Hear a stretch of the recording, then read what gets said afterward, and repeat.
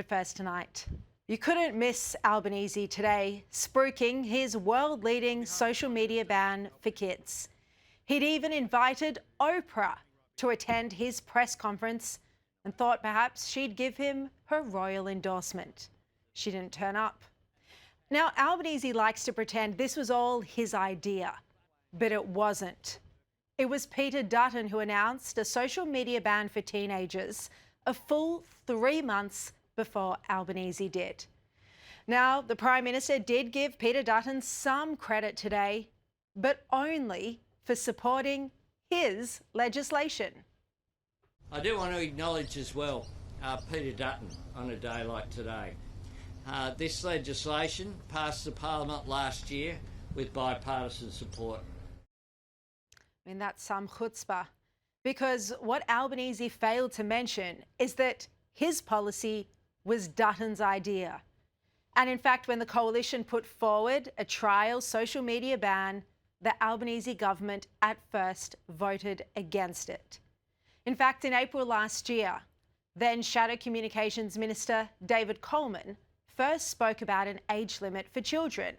In this article in the Sydney Morning Herald titled, "Coalition Pushes Compulsory Age Limits for Social Media," Coleman said, the coalition says young children should be blocked from social media to protect them from violent content, and age verification should be made compulsory.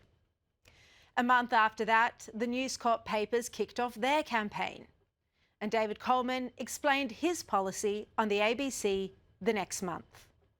I mean, we can come to technically how that would work, but in principle, you're saying what age should kids not be on social media? Yeah, well, look, we've said we don't really see why kids under 16 need to be on social media, but you know we'll have more to say about that in the future. But is it fair to say that the coalition is essentially arguing kids under 16 you would like to ban from social media? Well, look, we've said we don't see why kids under 16 should be on social media, David. Different people have different views on the age, but bottom line is little kids should not be on social media. And Peter Dutton also held a formal press conference to announce their policy for banning social media for teenagers in June last year. There is no scenario where the social media companies will do the right thing, and so we're going to force them to. It's the right thing to do, and we hope that the government will get behind this. The companies will be required to comply with the new law, and that will include penalties if they don't. I don't understand what the government's hesitation is at the moment, but this is one of those issues where we can try and help protect kids online, try and help families and parents have the tools that they need to help protect their children. But it's one of those issues that really should be approached on a bipartisan basis. Well, it was another 3 months later, in September last year, that Albanese finally followed suit and copied Dutton's policy, and Albanese announced a trial.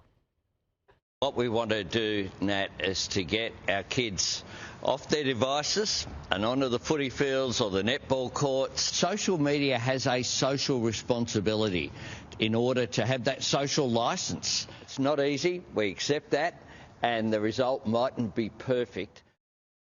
And even then, Albanese couldn't answer questions about whether the age limit should be 14 or 16, and other ministers that day said it might be 13.